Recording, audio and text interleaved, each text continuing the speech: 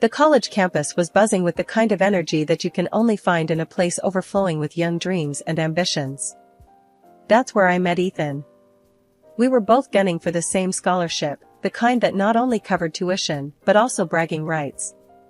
It was big, it was what every nerd in our batch was after. And boy, did we clash over it.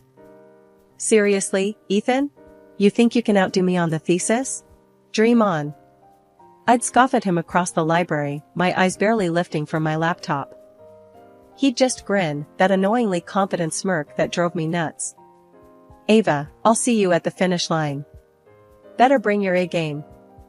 We were both stubborn as hell, each convinced we were the rightful winner of that grant. Our debates got so heated, sometimes I thought we'd end up setting the lecture halls on fire with our arguments. Your argument on the economic theories is so half-baked, I could serve it for breakfast, Ethan once told me during a mock debate. The class had erupted in laughter, and I could feel my cheeks burning, not just from embarrassment but from the raging fire to prove him wrong. Oh, please, your so-called innovative perspective is just recycled trash. Heard it all before, Ethan, I shot back, not missing a beat. It wasn't just about the scholarship, it was a battle of wits, pride, and, unbeknownst to us at the time, a budding attraction that neither of us wanted to admit. Our rivalry was the talk of the campus. We were always at each other's throats, challenging one another to do better, be smarter. But as the final decision on the grant neared, something shifted between us.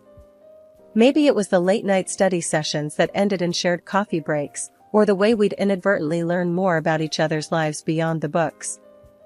You know, for a smartass, you're not that bad, I found myself saying one night as we left the library together, the campus quiet around us. Ethan chuckled, shoving his hands in his pockets. Look who's talking. I've seen you help the freshmen with their assignments. Not the heartless competitor everyone thinks. It was strange, this new dynamic. Our banter softened, tinged with a reluctant respect that slowly melted into something warmer. When the day of the scholarship announcement came, we sat next to each other, an unspoken truce between us. May the best man, or woman, win, Ethan whispered, his hand brushing mine. I remember the rush of emotions when they called my name. But what stood out more was the genuine smile on Ethan's face. Guess you were the best man after all, he said, his laughter mingling with mine. From that day forward, our relationship took a new turn. We were still competitive, but it was different. We challenged each other to be better, supported each other's dreams. Our arguments turned into discussions, our banter into inside jokes. And somewhere along the line, we stopped being rivals and started being something more. Moving in together was the easiest decision we'd ever made. It felt like the natural next step, a testament to how far we'd come from those two hot-headed students who couldn't stand to be in the same room unless it was to argue over academic theories. Our friends were shocked. You too? Really? They'd ask, disbelief written all over their faces. Yeah, really, we'd say, exchanging looks that spoke volumes of the journey we'd been on. From rivals to roommates to, dare I say, soulmates. Living with Ethan was like being in our little bubble. But bubbles are delicate, and ours was no exception, especially when it came to dealing with his folks.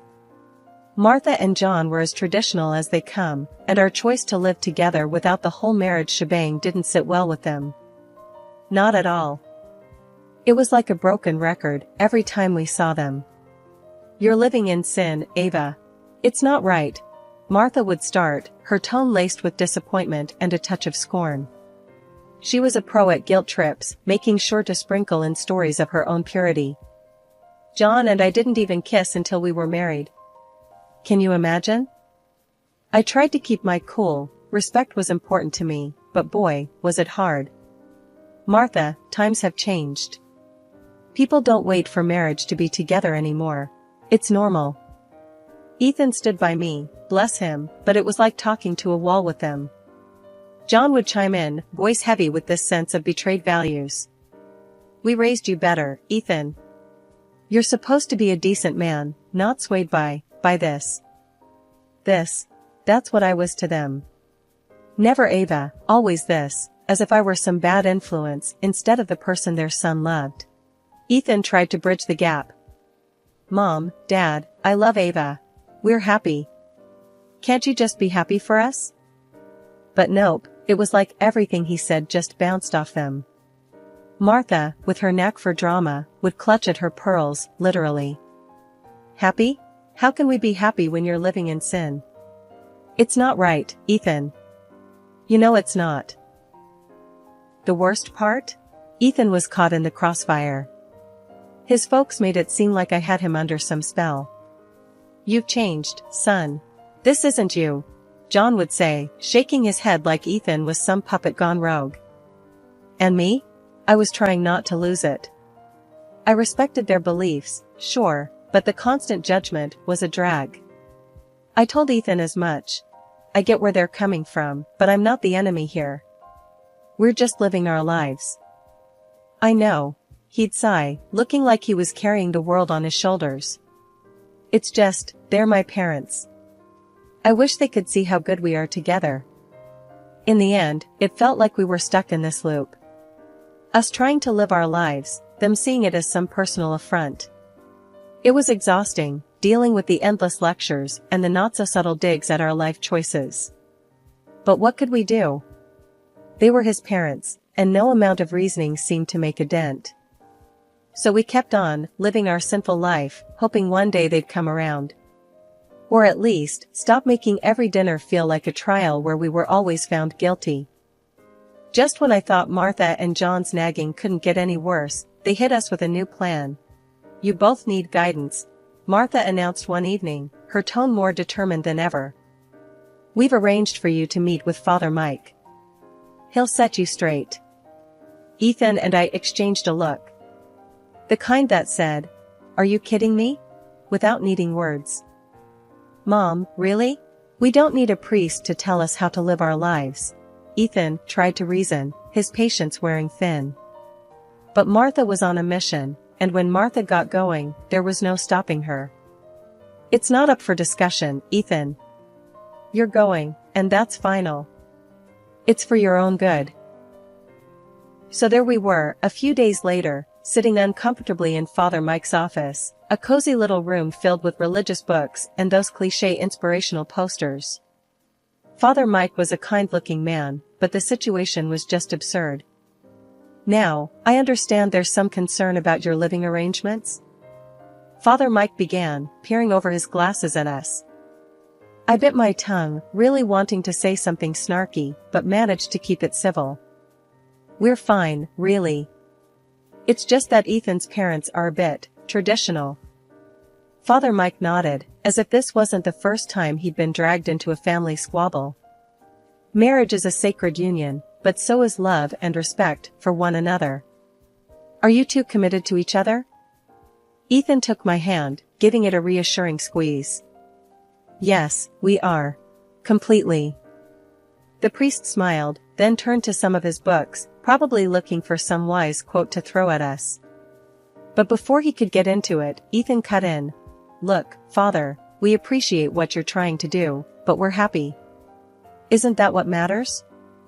Father Mike looked at us, then, after a long pause, he closed his book. You're right. Happiness and commitment are what truly matter. Maybe it's not me who needs to guide you, but perhaps I can help your parents understand your choices. That meeting didn't magically fix everything, but it was a start. Or so we thought. Martha and John thanked Father Mike for his time, but seemed to ignore the whole happiness and commitment are what truly matter part. Instead, they focused on the sacred union bit. See? Even Father Mike agrees. You two need to get married, Martha insisted, completely missing the point. Ethan and I just looked at each other, the reality of the situation sinking in. No matter what we did, it seemed like his parents would never be satisfied. It was like banging our heads against a brick wall. Let's just get married and get it over with, I muttered to Ethan on our way home, half joking, but also half desperate for some peace. Ethan sighed, the weight of the world on his shoulders. I'll do anything if it means they'll finally leave us alone. Little did we know, that decision to give in would open a whole new can of worms. But at that moment, all we wanted was a break from the constant pressure. If a wedding was what it took, then so be it. The wedding was something straight out of a fairy tale, or so I thought. I pulled out all the stops to make sure it was an event that would make Martha and John happy, given their traditional views. The church was decked out in flowers, the music was solemn yet uplifting, and I was dressed in a gown that was the very definition of elegance. Even Martha, who could rival a statue when it came to showing emotions, shed a few tears during the ceremony. But, of course, there was a catch. My friends, who'd been my rock through this whole ordeal, came dressed to kill. They looked amazing, but apparently, their style was a bit too much for Martha. "Did you see how they're dressed?" she whispered to me, right in the middle of the reception. "It's a wedding, not a nightclub." I could feel my cheeks burning, not sure if it was from anger or embarrassment. "Martha, they're my friends. They're here to celebrate with us. Can we just focus on that?" She clucked her tongue, shaking her head like I'd just failed the world's easiest test. "I'm just saying. A little modesty wouldn't hurt." After we caved and got hitched, Martha and John must have thought they snagged an all-access pass to our place. No kidding, they started popping by every single day. If you ever needed a live demo of what too much looks like, this was it. One Saturday morning, there's a knock that could wake the dead. I'm talking 6 a.m., and these two are at our door like they're about to miss a flight. Ethan, barely awake, trudges to the door, and there they are, bright and chipper. "Good morning. We thought we'd spend the day together." Martha chirps, pushing past Ethan like it's the most normal thing in the world. I'm in the kitchen, drowning my sorrows in coffee, when John starts critiquing my choice of breakfast. "You know, a hearty breakfast is important. Is this even food?" He's eyeballing my cereal like it's from another planet. "Eggs and bacon were fine for you, right?" I mutter under my breath, not in the mood to start my day off with a lecture on nutritional values. Then, Martha, bless her heart, decides to give me a rundown on cleanliness. "Ava, dear, have you considered organizing your cupboards a bit more? And maybe using some coasters? Water rings on the table are such an eyesore." I'm biting my tongue so hard it's a miracle I still have it. Ethan sees me clenching my fists and jumps in. "Mom, Dad, you know, we really appreciate your visits, but maybe we could do with a bit of space?" You'd think he'd ask them to move to Mars by the looks on their faces. "Space? But we're family. We just want to be close to you too," John says, utterly baffled by the concept of personal boundaries. Martha's on the verge of tears now, playing the guilt card like a pro. "Do you not want us here? After everything we've done for you?" It's like walking on eggshells. You try to set some ground rules, and suddenly you're the villain in their soap opera. I hit my breaking point on a Thursday evening, the kind that started with the same old surprise visit from Martha and John and ended with me locking myself in the bathroom, just to get a minute of peace. "This has got to stop," I muttered to Ethan as we lay in bed, the moon casting a soft glow through our window. "Your folks are driving me nuts. It's like we're living in a reality show, but there's no escaping the cameras." Ethan, looking as worn out as I felt, let out a long sigh. "I know, babe. It's getting to me too. What do we do, though? They're my parents." But this is our home. We can't keep living like this," I shot back, my frustration bubbling over. "We need space. Real space. Maybe we should move. Like, actually move." Ethan propped himself up on one elbow, eyeing me like I'd just suggested we join the circus. "Move? Like, pack up everything and just go?"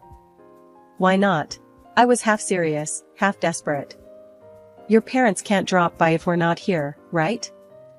The idea seemed radical, even to me, but the more we talked about it, the less crazy it seemed. We started to imagine a life where dinner wasn't interrupted by unannounced visits or our weekends weren't planned around avoiding his parents. "Okay, let's say we do this. Where would we go?" Ethan asked, the gears in his head turning. "I don't know. Some were close enough to keep our jobs but far enough that it's not just a hop, skip, and a jump for your mom and dad, I suggested, warming to the idea. The decision felt right, almost liberating. We started house hunting online, looking for a place that could be our fresh start, far away from unannounced morning visits and constant criticism. It wasn't long before we found it, a cozy little house in a neighboring city. It was perfect, and the best part? I could buy it with the money I'd inherited from my grandmother. This wasn't just a new house, it was a statement. My money, my rules. A fresh slate on our terms.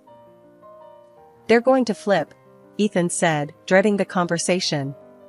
Mom's going to think we're abandoning them. Maybe, I conceded, but we're not doing this to hurt them. We're doing it for us, for our sanity. They'll just have to understand. The conversation went as well as we'd feared. There were tears, accusations, and a lot of guilt being thrown around. But we stood our ground, knowing this was the right move for us. We did it, I said to Ethan as we signed the papers, the weight of the world lifting off our shoulders. The move was hectic, filled with boxes and goodbyes and the promise of peace. We kept our jobs, commuting a bit further than before, but every mile was worth it for the tranquility that greeted us at the end of the day. Our new life in the neighboring city was everything we'd hoped for. We fell back into our old rhythms, enjoying the quiet and the privacy we'd missed so much. The in-laws? We kept in touch through the internet, a safe buffer that allowed us to control the narrative and the visits. It was a compromise, but a necessary one. Our calls were polite, the conversations brief and infrequent, but it was enough to keep the peace. Just when Ethan and I thought we'd found our slice of peace in the new city, life decided to throw us a curveball. It was a quiet Sunday morning, the kind where you just want to laze around and enjoy the calm. That's when the doorbell rang, shattering the silence. Who could that be? I murmured, not expecting anyone. We weren't exactly social butterflies, especially not here, not yet. Ethan shrugged, equally puzzled, and strolled over to the door. When he opened it, his puzzled look morphed into outright disbelief. There, on our doorstep, stood Martha and John, each with a suitcase bigger than the last time they'd criticized our breakfast choices. Surprise! Martha exclaimed, her smile wide enough to split her face. John just nodded, his usual taciturn self, but even he seemed to wear a small grin. How did you? Why? Ethan's eloquence was gone, replaced by staccato confusion. We've decided to move in. Martha declared as if announcing they'd won the lottery. It's time we all lived together, as a family should. My mind raced. This had to be a joke, a very bad one. Move in? With us? I echoed, hoping I'd misunderstood. Yes, dear. We sold our house. We're here to stay, Martha said, pushing past Ethan, making herself at home as if she hadn't just dropped a bombshell on our doorstep. Ethan and I exchanged a look of sheer panic. You can't just decide to move in with us, I managed to say, finally finding his voice. Martha and John weren't just shocked at our refusal, they were outraged. You can't possibly expect us to leave. We're family, and this house, it's as much our son's as it is yours, Martha asserted, her voice a mix of indignation and disbelief. John, usually more reserved, joined in with a surprising fierceness. Exactly. Ethan's our son, and you're living here, thanks to him. You're just a freeloader, making decisions that aren't yours to make. I could barely contain my laughter, not because it was funny, but because of the sheer audacity. Ethan's face was a picture of shock, turning to me with wide eyes as if to say, "Are they serious?" Hold on a minute, I said, still chuckling as I went to retrieve a folder from our home office. I flipped it open to a very important document, the deed to the house. I made sure they could see it clearly. See this? This house was bought with the money I inherited from my grandmother. I am the sole owner. So, actually, it's entirely up to me who lives here. And you, I pointed squarely at Martha and John, are not staying. Martha's mouth opened and closed like a fish out of water, while John's face turned a shade of red I hadn't seen before. Ethan stepped beside me, a proud yet stern look on his face. You heard her. Ava bought this house. Not me, not us, Ava. And we've decided together that moving in uninvited isn't an option. After I dropped the bombshell about owning the house, Martha tried to play her final card, all but declaring squatters' rights on account of Ethan living with me. He's our son. We have every right to be wherever he is. We're family, and that means we stay together, she announced, puffing up like a peacock. I couldn't help it, a laugh escaped me before I could clamp it down. This was it, the moment I'd been keeping close to the chest for just such an occasion. Well, here's a fun fact for you, I said, the smile on my face growing wider by the second. Ethan and I? We're not actually married. Not legally, anyway. The wedding was for show, to get you off our backs about living in sin. The look on Martha and John's faces? Priceless. Like they'd swallowed lemons whole. What do you mean not married? That whole ceremony. Martha's voice trailed off, her brain unable to compute. Yep, a ceremony without the paperwork. So, technically, you're not my in-laws. And this, I gestured around, is my house. Ethan's just living with me.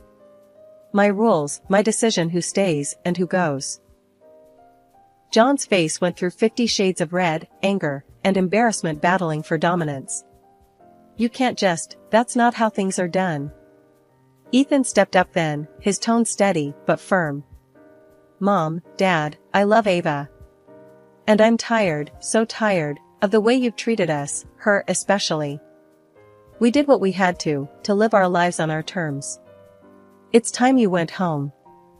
Martha, not one to go down without a fight, turned her frustration into a weapon. Ethan, you listen here. You're going to leave this woman and come with us. She's tricked you, manipulated you. But Ethan was unmovable, a rock in the storm. No, Mom. I'm staying. With Ava. I love her, even if we're not married by your standards. It's my life, our life, and it's time you respected that. The standoff in our living room was tense, a silent battle of wills. But in the end, Martha and John had no choice but to leave, their departure a mix of rage and disbelief. As the door closed behind them, the silence that settled was profound, a mix of relief and the sobering realization of the bridge we'd just burned. Ethan and I looked at each other, a single thought between us, no matter what, we were in this together. After Martha and John huffed out of our place, tails between their legs, word got around through the grapevine that their big move was all a bluff. They never sold their house, it was just a ploy to muscle in on us, thinking they could pull one over and make themselves comfy at our expense. Can you believe that? The nerve of some people. But hey, here we are, still in our own little slice of heaven, shaking our heads at the whole mess. Can you imagine if they actually had sold their house? I said to Ethan one evening, the two of us sprawled out on the couch, enjoying the peace and quiet. Ethan chuckled, a deep, hearty sound that filled the room. That would have been a disaster. Good thing they're too attached to their precious home to actually go through with it. We got to talking about the future, just the two of us, figuring out where we go from here. So, what do you think about making it official, after if we're lucky enough to have a kid? Ethan asked, a bit hesitantly. I thought about it, turning the idea over in my mind. I guess. Might make things simpler, paperwork-wise. But I don't need a piece of paper to tell me I'm yours. Yes, I feel the same. It's just us, Ava. Always has been, always will be. Screw anyone who thinks they can dictate how we live our lives, Ethan said, his voice firm with conviction. It was settled then. We'd cross that bridge when we came to it, but for now, we were content. Just Ava and Ethan against the world, no legal documents needed to validate what we had. Our love was the real deal, stamps in the passports or not. And as the days turned into weeks, and the weeks into months, that feeling of us against the world only grew stronger. We were a team, and nothing, not even sneaky in-laws with their bizarre schemes, could tear us apart. As for Martha and John, well, they kept their distance. Maybe they learned their lesson, maybe not. But one thing was for sure, Ethan and I were untouchable, living our lives on our own terms, in our own time. The future looked bright from where we were sitting, a blank canvas ready to be filled with love, laughter, and maybe, just maybe, the pitter-patter of tiny feet. But until then, we were just fine, enjoying the peace, thankful for every quiet moment we had together in our little sanctuary.